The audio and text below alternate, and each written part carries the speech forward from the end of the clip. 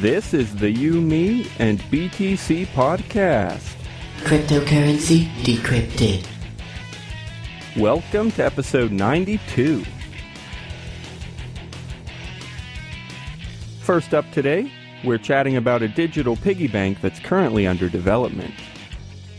It's supposed to help kids grasp the value of saving money, and it allows Bitcoin deposits and withdrawals. We'll share our thoughts on the product's design, its effectiveness, and much more. Then later in the show, we'll cover some news about the Ethereum project. The developers are struggling to come up with enough funds, and Vitalik Buterin has announced some changes that should help them adjust to a smaller budget. We'll also briefly touch on a Western Union location that now accepts Bitcoin. Your hosts today are Tim Baker, John Stuart, and myself, Daniel Brown. Here we go.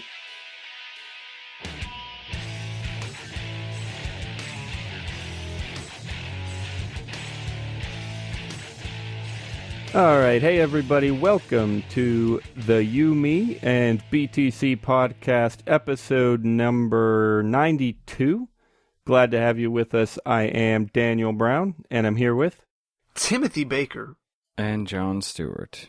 Yeah, I don't know if we've ever said Timothy, but if you were ever wondering, now you know. It's officially Timothy, not just Tim. I just felt like it would help provide a more professional environment for the podcast. If we I was thinking more names. Intimate, like... Intimate too. In most cultures, I mean, like in Japan, they call everybody by their last name until they're, like, real close. Real close, okay. I mean, I'm fine with intimate too. I think intimate helps to facilitate cooperation in a professional atmosphere. Yeah, so if you're one of those mystic types, you might believe that if you know Tim's real name, you can control him completely, so... No, so they now have some kind of power over me, which I'm going to tell you now is not that good. You could just use a gun or something like that. You don't have to figure out someone's, like, magical name. So we're going to kick today's show off with an interesting, I guess you could call it an invention. Sure. It's some product that's being worked on. It is a Bitcoin, well, that's actually one of the difficulties. I'm not sure if it's necessarily a Bitcoin piggy bank, but there is Bitcoin involved. And it's this company from Denmark that... it's a digital piggy bank, right? You can connect it to an app. It does look like... It is a thing for incredibly privileged children who are not requiring of this thing, and I think that people should put their money in other directions and not towards facilitating something as superfluous as this. Are you being sarcastic? Or... Also, I'm tired of these kids being told to save money. I was not told to save this kind of money, and I really need these kids wasting their money to continue. You save way too much money. I need these kids spending all their money and putting it into the economy so that it at least keeps it going until I'm just about to die, so that I can kind of get some stuff. I need these kids to not be doing this. They can't be saving money at a young age. I need them taking those minimum wage jobs and working those for a good 20 years until they can find something to do with their degree. Or, no, I mean, bigger jobs are fine, too, because then they pay into Social Security, which you get, as long as you're you're right, because with the minimum wage, they could start taking some Section 8 housing. I mean, or some aid away from them. So actually, I don't know. I'm torn on this thing. I definitely don't like their commercial. The commercial shows way too many happy children. This is a legitimate complaint. They show like a toddler like staring at the screen, this grandmother like pointing at, like this kid has any idea what's going on besides bright flashing buttons in front of him. He knows that he has money. I mean, how young were you when you understood that money was good? I mean, I only really figured it out like 15 probably. I started to realize I could pay for stuff with my own money. Before that, it was kind of just this thing. No, I feel like you had to have like, people gave you money and you were like, understood. Like, yeah, this is money. Yeah, my grandmother, probably around like 3, I remember my grandmother giving us like, it was weird. She'd always give us money in quarters, but it'd be like a full medicine tube, like the orange bottles. So it was like $6, but it was all in quarters. I don't know why she did it like that. Because she needed something to do with her spare change. Yeah. That's a good point, actually. I don't know. Thank you, Daniel, for killing any kind of relationship I had with my grandmother anymore. I don't know why you didn't think of that yourself. Because I was trying to defend that memory as some kind of cherished thing, even though she was probably just doing it to get into heaven. I don't know. So this piggy bank is called ERNIT without the A. So they want kids to care about money, but spelling doesn't matter. It's ERNIT. No, Daniel, because they're also destroying the English language, trying to bring in other cultures with their Danishness. Danishness? So actually, Where are they from? Yeah, they're from Denmark. Okay. So actually, this is a good opportunity because clearly at least Tim is kind of pissed off and thinks this is insane. But I need to ask if you actually think it's insane and like a waste of time, or if you just it's not something you're really interested in. Do you think it's actually like a bad thing, or are you just being hyperbolic? I think this is legitimately the worst thing that could be affecting America at this time. It's like this kind of threat coming from Denmark. I don't think we could stand for this. Okay, I see. Now that's why I asked you to put aside the sarcasm. Yeah, I'm just doubling down on Daniel because she should be able to figure out I don't just hate piggy banks for no reason. I don't want to have to explain that it's a joke, but whatever. Okay, so you legitimately think that this is just a completely stupid... No, it's fine. It's just like, I don't see the point of it. It's one of these things that, like, when we talked about things before, I don't understand. No, I do understand. I'm not going to personally see the use because I wasn't growing up whenever you could regularly, like the average person could just send me money to a little piggy bank. I understand. You didn't get birthday cards with money in them? No, I'm talking about it being like an electronic thing. I guess, but you think they're actually going to send money more often than they used to? No, I'm just saying I don't understand. It's not appealing to me because I'm not a parent and I'm not a child. Okay. So far as... That does make a lot of sense because it is. It's for children and it's for parents. And it's just not something that's going to appeal to me. I understand it and I get that kids are going to like it lighting up. Okay, so it's understandable and kids will certainly enjoy it. Do you think it will teach them any good lessons, or is it just whatever? Okay, well, here, hang on. Before we get into that, let's give a few more details real quick, because we still haven't said a ton about it, other than some kind of Bitcoin digital piggy bank. We like to drag the listener in, kind of see how long they can pay attention to see what's actually happening.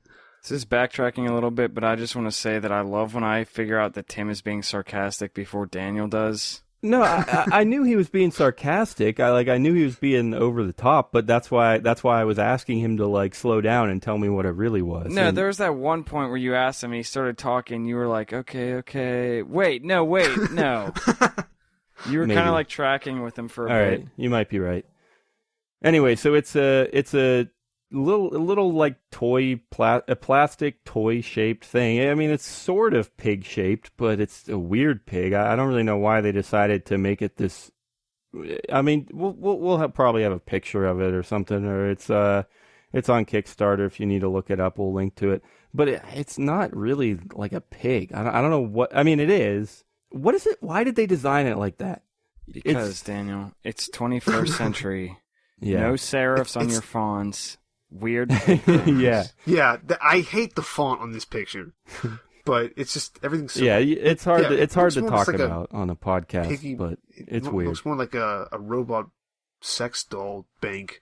Yeah, whatever. A robot sex doll bank. I don't know. I was just looking at the picture and trying to figure something out. So if you're saving money to buy a robot sex doll, you would put it in here. Yeah, this is perfect for it. But I can kind of envision it like this, but not really. Yeah. It's like just enough to tease you. I guess the more important part of it is the app, because the piggy bank itself is just kind of a representation for the pigs. The app itself. The word. Wait, I said that. Did I say for pigs or for kids?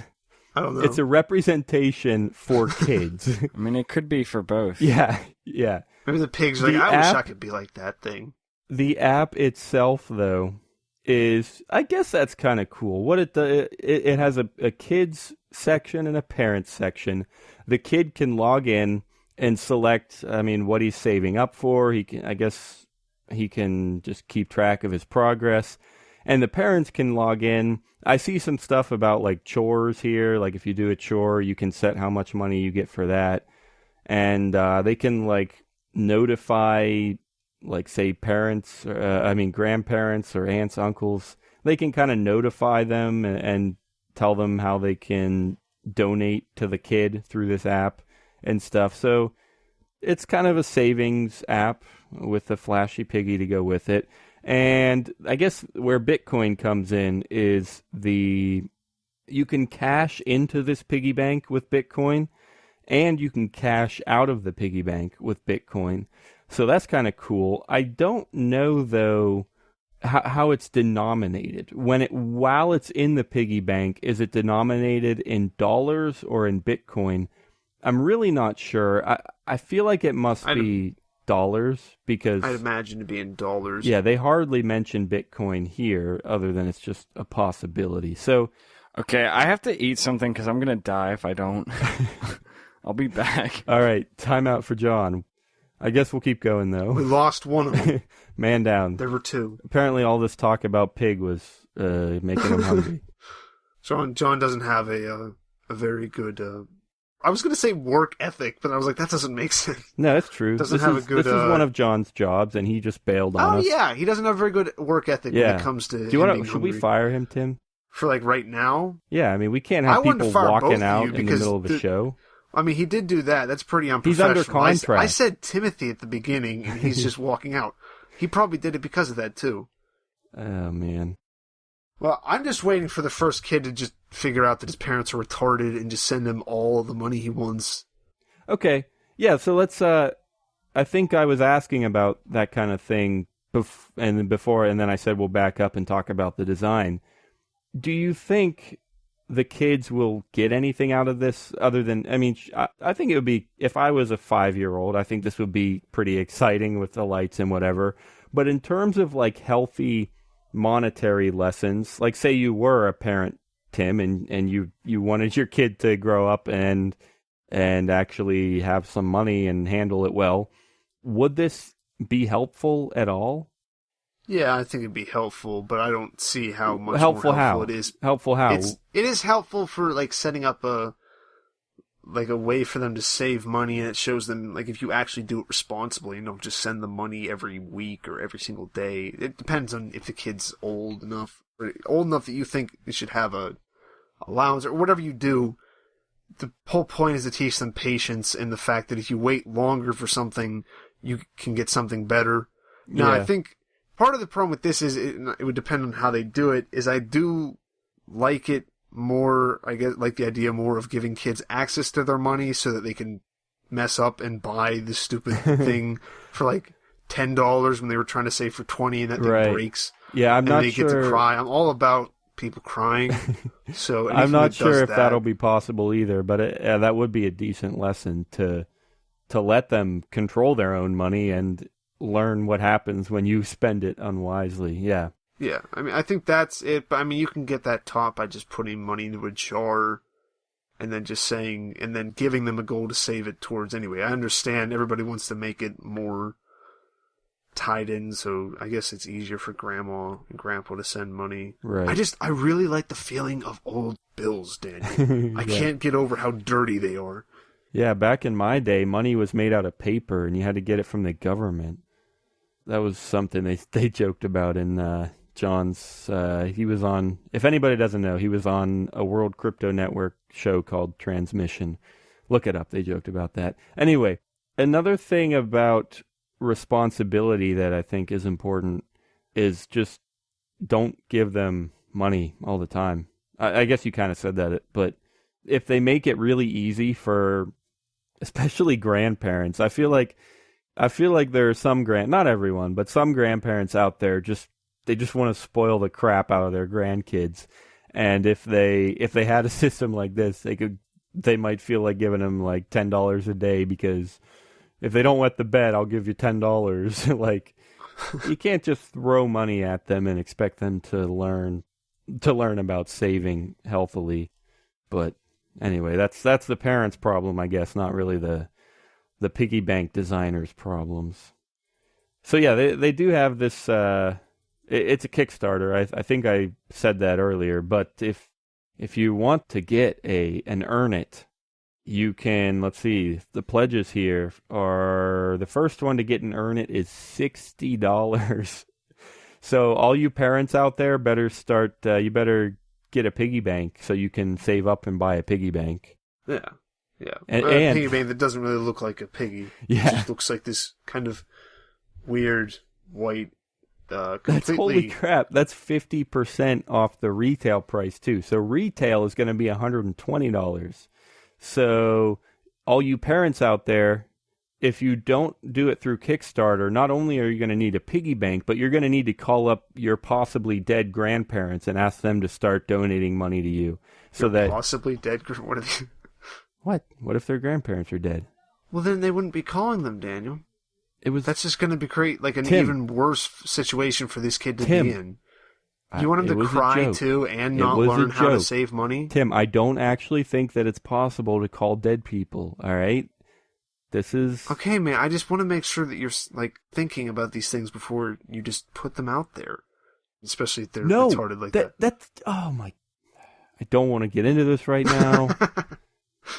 It wouldn't be stupid if you didn't just, like, say that... you understood what I was saying. But you just chose to be like, that's so dumb. That doesn't make sense. Yeah, Why are you saying that? Because I felt like bothering you, because John's not here. We're kind of... They come in different colors, though. I didn't see that, though. Oh, nice. What color are you getting? I'd say I'd go with the pink one, because that's the only one that actually kind of looks like a pink. What is your saving situation like right now? Are you a good saver, or do you need to learn about saving? I think I'm a pretty decent saver. It's that I just don't make enough money to save. I mean, I'm not the best. I could learn more, but my parents did a decent job of going, you don't have this, then we're not going to give you this, so you got to save for that. Okay, I'm back. All right, what about you, John? Are you do you need to learn about saving, or are you a good saver? What do you mean by saving? I don't know. Like, do you handle your money well, or do you? I would say so. See, I think about this a lot. I think this has to do with my personality type, but like my like bookkeeping is so abstract. I'm like, yeah, I made some money, so I'll like spend a little bit. No, I didn't make so much money, so I won't spend so much. But I like don't do numbers. It's all just like these like abstract amounts that I have in my head, like of a little bit, kind of a decent amount. Kind of keep track of it, yeah. Yeah, it's just so like it seems to be working for me. If you're talking about like saving for things like this app is, I'm good at that. Like I mean, I just bought this new mic. Like that's what I do. I like everything I want to buy is expensive, so I have to save. Right. Yeah, it's weird. I don't know. Maybe I'm like bipolar when it comes to saving when it comes to bookkeeping, because with my personal spending, I don't keep any track at all. I'm just like, I think I have money, because I don't know. I never really run out of money. I don't know why I don't, but somehow it just keeps coming. So I'm like, all right, I normally just buy whatever I want for myself.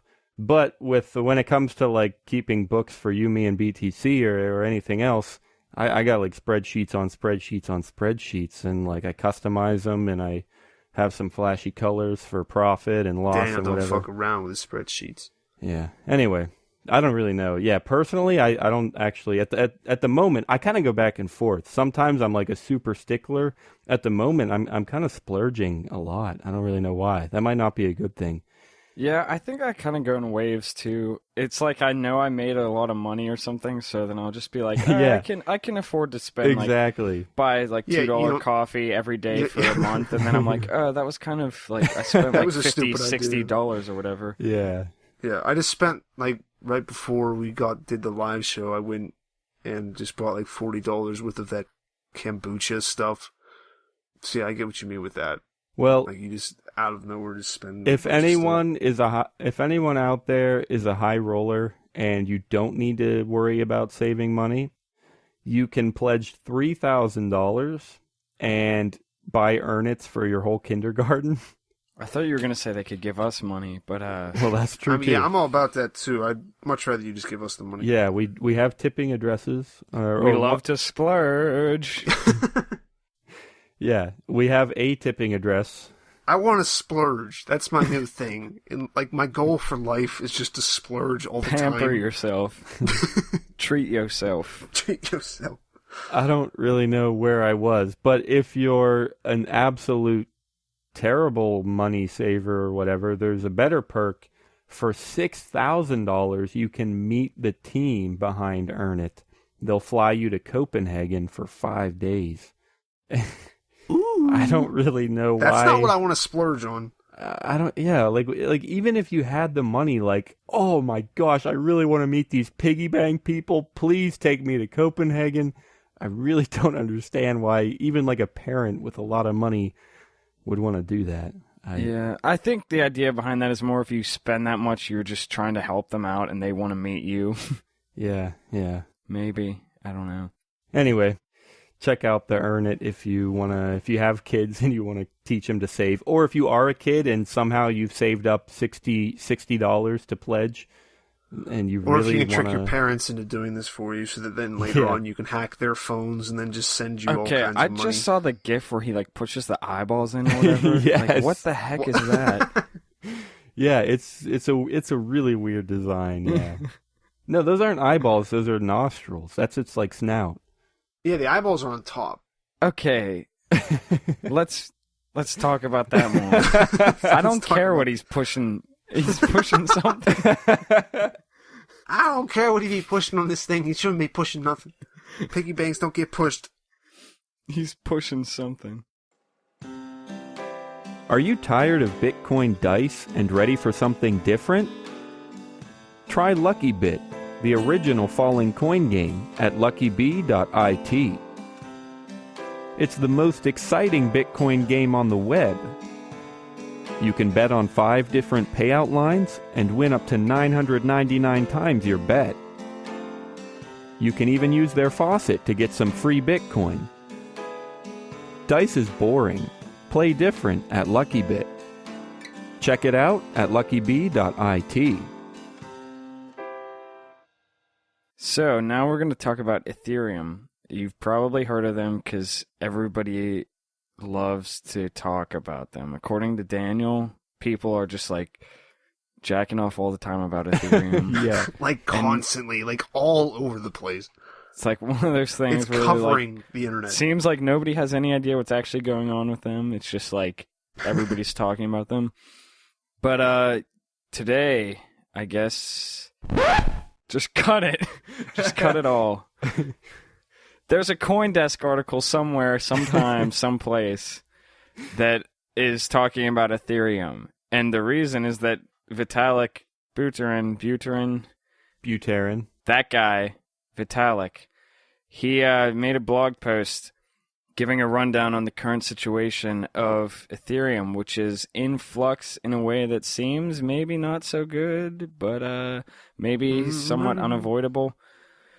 I guess one big part of it is the headline was something about $9 million shortfall or something, which is a little bit misleading because I guess what happened is that from all the money that they raised in Bitcoin they were planning to sell, they lost $9 million in potential capital because they didn't sell enough Bitcoin before the price started dropping, which I guess like you can't really blame them. Like, they lost $9 million potential. It's not like they lost this money that people gave them, because I think it's still worth more than it was at the time. Yep.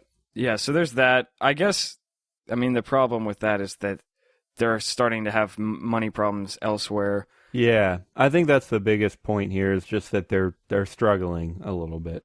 Yeah, so what it sounds like is that they've kind of have more employees than they really need, and they've been working more and spending more money than they anticipated. I guess they've cut some people, and they're planning to cut a little bit more jobs from their core team. I mean, it is an open source project, so I'm sure there's people working on it for free. But they're cutting paid staff and have cut some. I guess he says, note that a substantial number of Ethereum Foundation subsidiary staff is going to be moving over to the rapidly growing for-profit Ethereum ecosystem over the next half year in order to bring more funds, interest, and development effort into Ethereum land. So I guess that's like they're no longer going to be employed by the project, but they're trying to move them into positions within the stuff that they're doing, the for-profit side. That's kind of vague, I guess. What do you guys think? I have never really looked at Ethereum that much, honestly, because, I don't know, I was just never too interested in it. Yeah, I'm kind of the same way because I really, I know they're kind of working on smart contracts and stuff, but I've heard a million people talk about them, and I've never really seen much happen. So I'm not really saying they're doing anything wrong. I'm just saying it's like, I don't really know anything about it. I don't really know what they're getting at. And that could be my fault. Probably is, but that's where I'm at. So now, can you explain a little bit to me about, like, we mentioned the burning money, or maybe we didn't. John, do you know how that works? Like the proof of, is it proof of burn or something like that? No. That's not. Or is that completely something different? Well, burning is a real thing, but when they say burn rate in this article, they just mean that's how much they're spending every month. Okay. But yeah, burning, you can burn. Yeah, I knew any cryptocurrency where you send it to a certain address that nobody has access to, and it's burned. But yeah, this is just their expenditures, which are kind of shocking. I mean, again, this is probably just my ignorance. I probably just am not that well versed on the costs of development, but apparently they're spending $420,000 a month, or they were, and right now they're spending $350,000 a month, and they want to get it down to $200,000 a month. All of those numbers just seem extremely high to me. Like, I mean, I guess if you got a full-time team that's trying to develop something, yeah, I mean, I guess it should cost that much. It just kind of blows my mind. If you have, tell me if I'm doing the math right on this. Like, if you have 100 employees, you're paying them $200,000 a year. That's $400,000 a month, right? Wait, you mean $200,000 for each employee? Yeah. I don't think their salaries would be that high. No, I don't think they are, but that's excluding expenditures on stuff that they need and whatever development. That's just employees. I mean, I'm just saying, I guess a big company that has a bunch of employees is spending way more than that a month. Right. Yeah. Just on people's salaries, not even including other things. Yeah. Yeah, so it really is just a big business thing, which I guess is kind of a question in and of itself. I mean, Bitcoin is open source. I mean, we got the Bitcoin Foundation and some developers who work on it and stuff, sort of for pay. I guess that's mostly where the pay comes from is probably through the Bitcoin Foundation. But I don't know. Is that something that is really going to get the Bitcoin space anywhere when everything is kind of commercialized and everything is such high cost? Or would you prefer that it was just kind of an independent thing, even if it was slower, but just kind of more focused on the open source? People just develop in little groups and they work on their own little projects in their spare time or whatever. Any thoughts on that? Like, is it helpful to have a giant corporation spending so much money on a project that isn't even Bitcoin? Well, they're not a giant corporation. Yeah, I guess. What is that? What I said? Did I say giant corporation? Yeah. Okay. They're a nonprofit. Yeah, a foundation. Yeah. And I mean, if you want Bitcoin to change the world, that's how it's going to have to work. Because that's giant corporations are part of that. I mean, yeah, I could sort of see that. I guess I just keep thinking about Bitcoin itself, though, where it started with, Satoshi, and for a long time it was just random people doing development for nothing and just trying to make good software, right? And I guess I don't know enough about today. I mean, people like Mike Hearn on XT, or I don't know, does Adam Back do developing? But I don't know, the people out there who come up with these ideas and develop these things, I guess I just feel like most of the time the really good ideas don't come out of foundations. I could be wrong, but that's just kind of the feeling I get. I agree with you, but I think this infrastructure and stuff that we need for people to actually use it is going to have to come from stuff like that. I mean, like, we hate on Coinbase all the time, but like we've talked about how stuff like Coinbase is going to be necessary if you're going to get mass adoption. That's true, yeah. It reaches more people. Yeah, I definitely see that. And I mean, you can't have like a team of 10 guys doing Coinbase. Like, that's just not going to work. Like, doing it in their spare time. Right. But another thing, though, then is Coinbase is for profit. So then I guess I would ask, if there's going to be this much money going around, why does it have to be a non-profit?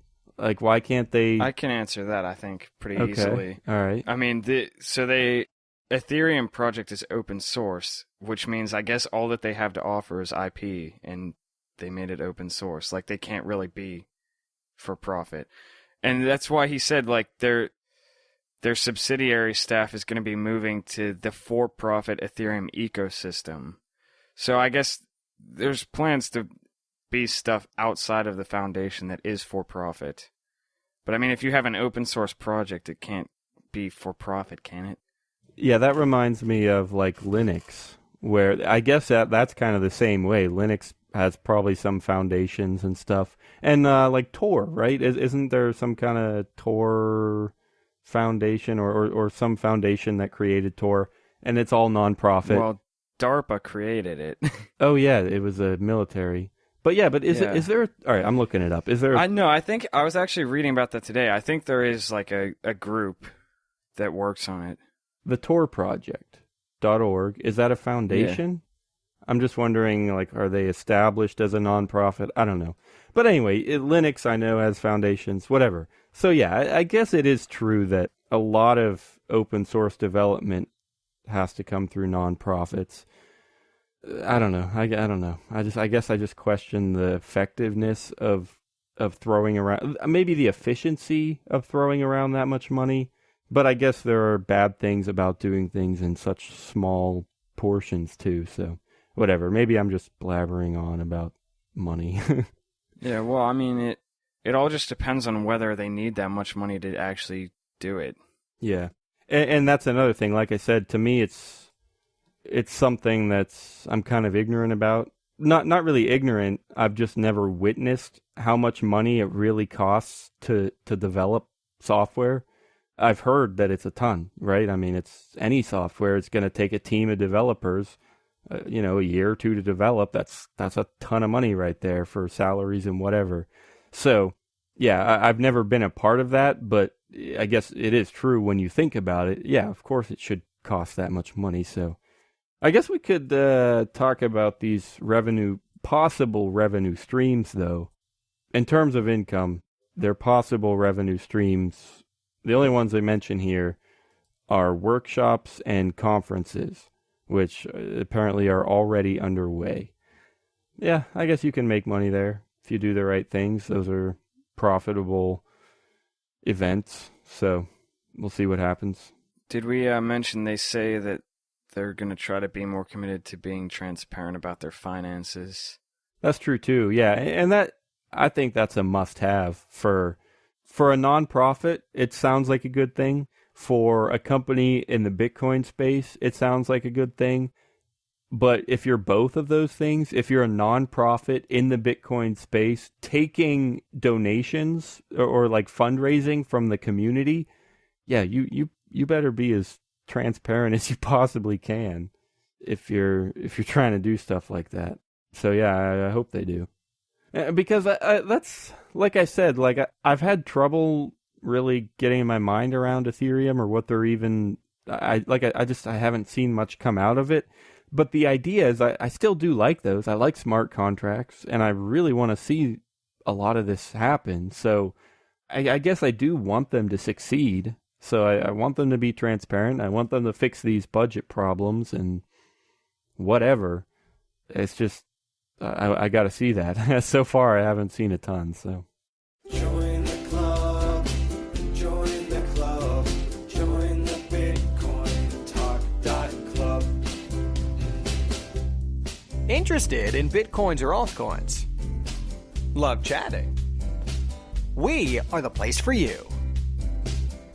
Bitcoin Talk Club is a new form sensation coming to a computer near you. Whether you're a professional coin developer or someone that wants to know more, our doors are open for you. We are looking for people to join and help build this forum into a one-stop knowledge base for everyone's needs. We're looking for you at BitcoinTalk.club.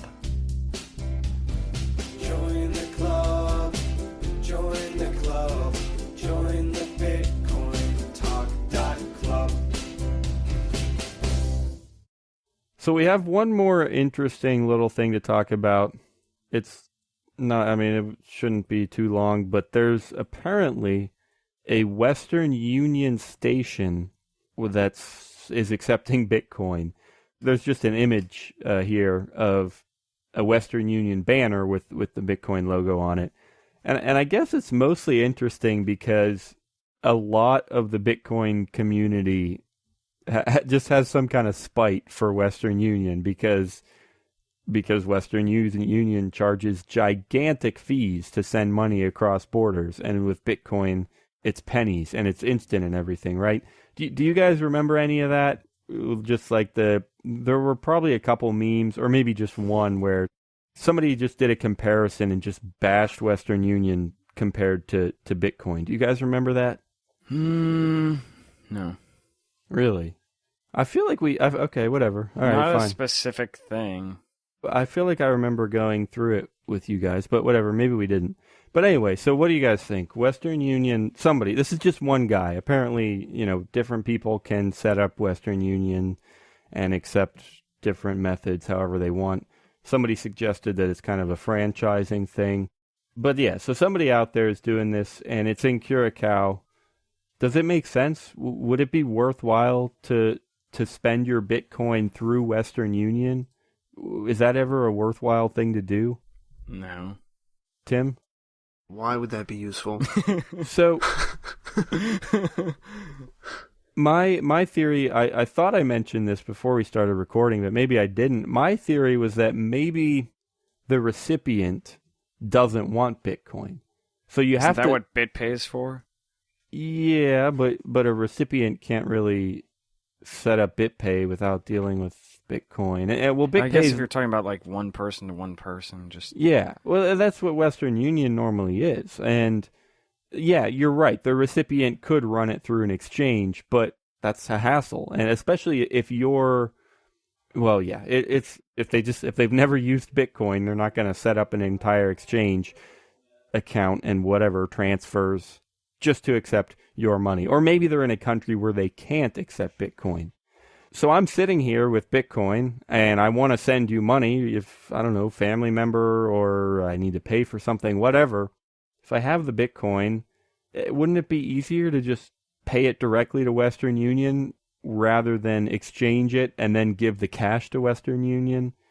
Does that seem like a use case? Yeah, I'll give you this one. I guess.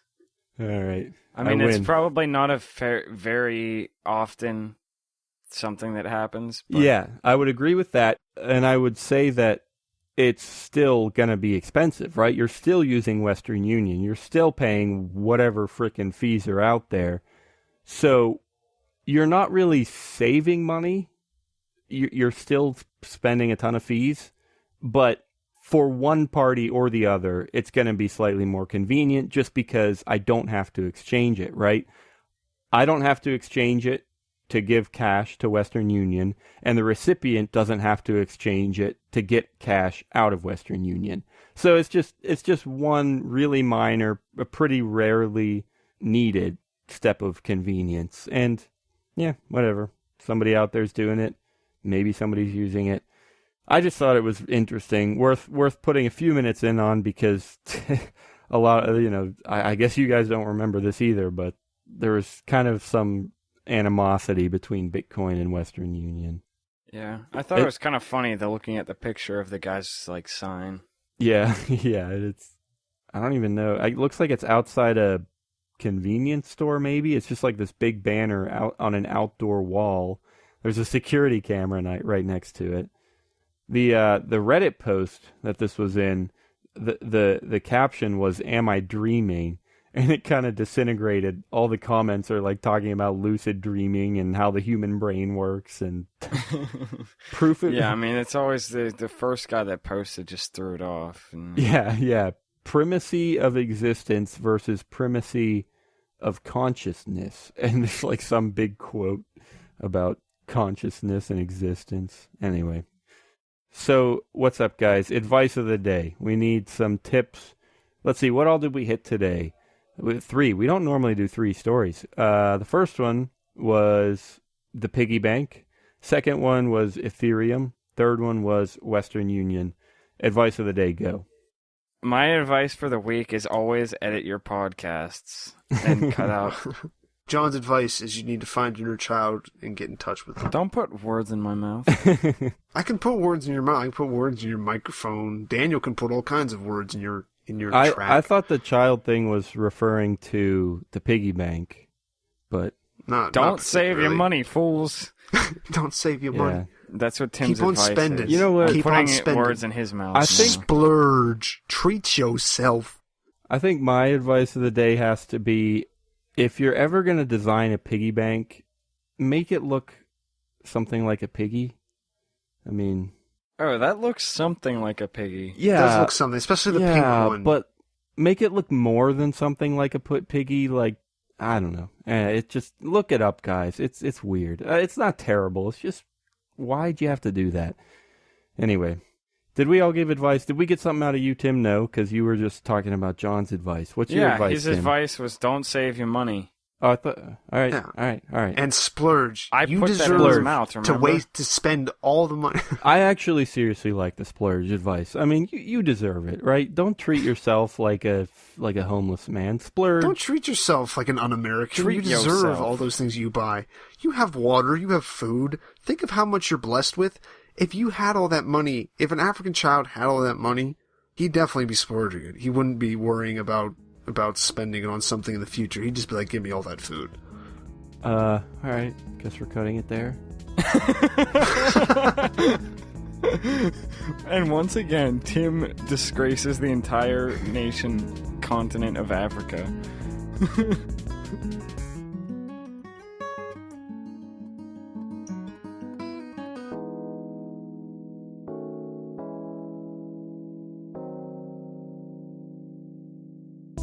Thanks for listening to episode 92.